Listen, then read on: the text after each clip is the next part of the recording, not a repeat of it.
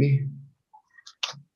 All right, guys, before I start kicking of setups and technicals, I have a quick word about developing and speaking of where everybody's standing at and what everybody's doing. We all know, whether you read in a book or what do we talk during the program, stages of learning. There are four: the unconscious incompetence, conscious incompetence, conscious competence, and unconscious competence. Usually, when the beginning, anyone starting, you don't know what you don't know, what you really need to focus on. The second stage of any learning process as a skill, you are a conscious incompetence. You actually know what skills you need to learn. And then comes the third stage where you actually eliminate most of what you know and focus on training and perfecting the skill that you're building during the second and first stage. And then comes the fourth stage, which is the unconscious competence, where you execute effortless with your process. Speaking of your risk management, the setups you approach, the setups you approaching whatsoever. And then come the developing, which is out of the learning process, which is the developing as a trader. Most of you guys, and usually during your first 6 to 8 months, you are aiming to get to that stage number four, which is the unconscious competence. You're working hard enough to find the process and do it without problem. So you trust the system, you're taking your winners, you're taking your losses, and you have no problem. You just come, you put in the work, and you leave, and you're not worried or you're not emotionally triggered by any outcome on a short frame. I'm speaking of trade-to-trade basis or day-to-day basis. That's all part of the process. But once you get there, you move on to the developing stage. So right now, in anyone under, let's say, 6 8 months, an average to 1 year, you're still out of the developing process. So some of the information I will talk about now, it's not yet where you stand. You should not aim at that right now, but you should put it in mind. You need to know where you're standing exactly, because once you decide to jump in the stock market or trading in general, you're in the unconscious incompetence. Once you start absorbing the information, learning here and there, YouTube, Google, some training programs, learning values, that's stage number two. And stage number three, where you actually focus on what works and you put in efforts and the effort and dedication to do it right. And then comes doing the same process but effortless, without any problems. Once you get there, in trading especially, it's developing stage. So when I'm speaking development, now we know that not everybody in the development stage, but you know what comes next after stage number four, once you have no problem executing and seeing results in trading. And as long as you can stay in that zone, which is stage number four, that becomes a comfort zone. And that what comes after is, let's say, stage five, which is the development. What is the development in trading? It is one of two, whether it's sizing or the approach. Let's take the approach on the side first. The approach, which is how do you trade, what setups you're looking at, what weekly or monthly tweaks that you add based on your report to improve performance. And that approach will only work with your report and your screen time. Without a screen time, a proper screen time where you have to sit in front of the screen, not just watch it. You're analyzing, you're watching, you're observing, you're taking notes, and that's the screen time. And it's not clicking by itself. This screen time, based on two things, from what we know, is we are looking for values. Where are my values? And the second part is observing the market mechanics of approaching the value. This is all what you need to know. This is all what you need to know about your screen time. All what we're doing all day, all night, we're trying to identify where are my values. You found them, and then you start observing market mechanics, how they approach the value. So what's the market foundation in general? Values. Market will always end up at a value. That will never change. But the dynamic part here that you need to put your screen time in is observing the market mechanics of approaching those values.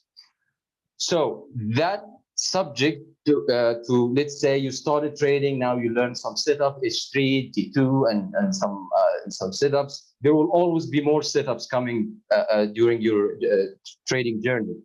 And two of those I will speak of today.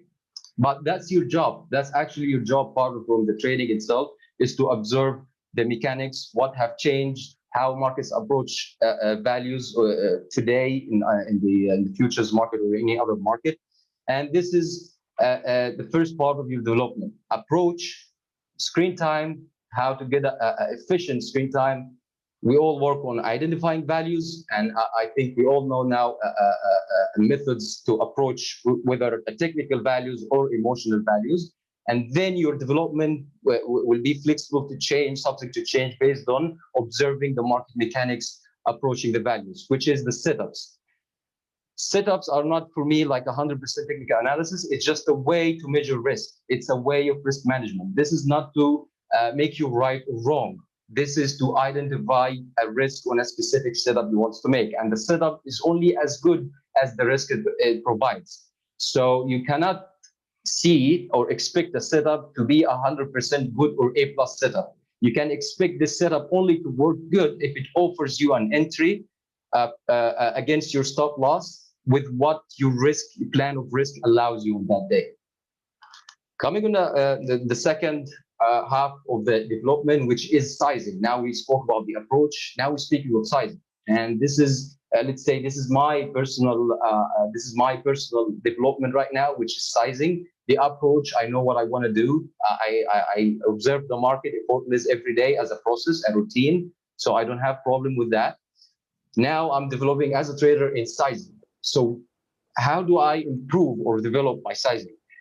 It's a practice planning, advanced risk management. You have to make sure that you are aware of your risk, how you're going to play your risk on the day. And we all know that plays on both sides, the risk management and the profit management.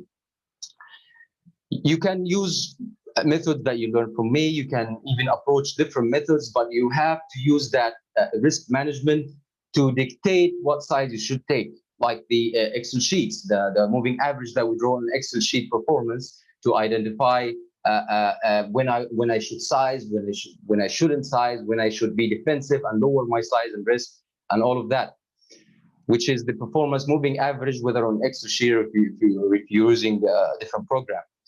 And then you have to have a clear and solid plan identifying your short and long-term goals in trading. Tell me what's your short and long-term goals. I'll tell you where you will end in 2 years with your trading career. Because if that is not planned, you are shooting randomly in a war, just shooting right and left. You will be lucky if you get one of them right. So you have to have this planned, short and long term. Speaking of sizing, I mean, so a basic process, for example, it's going to be different from a person to another. Depends on how long so far you spend in your trading. But for example, you put a rule. Now I'm trading 1-2 contracts. How do I step to 3 contracts? Okay, now I have a process. I will not step into 3 contracts unless I build a cushion X amount for the day. I cover my risk, and I plan to squeeze that 3rd contract in a small trades for me to get just comfortable. It's not about the money. It's about the confidence, because sizing is all about psychology. It's all about psychology. Most of the trades I'm taking and trying to push size in, I have to make sure that I have built the cushion. I put myself in the mindset that I can take size. I have no regrets. I know what's the outcome, and it is part of the process. So you have to identify how you're going to do it short term and long term. Plan written on paper, and day by day your goal is to approach this plan. So between approach and sizing, there is a lot of work to do. You have to spot where you're standing during your trading career and then push out of that. Because basically you cannot have future goals unless you have a past performance. You have a past performance, you identify weaknesses and strength in trading. So what do I see about this development process? It usually starts with the performance. You have to perform first. So you cannot judge your first couple of months performance as something that did well or bad. No, that performance has to build up a report so you can extract the information and move on out of that. It starts with the performance first, and then you extract the data, and then you study the data, weaknesses and strength, and then you come to adjust your process, and then you perform back again. And this process every day, every week, every month, every year.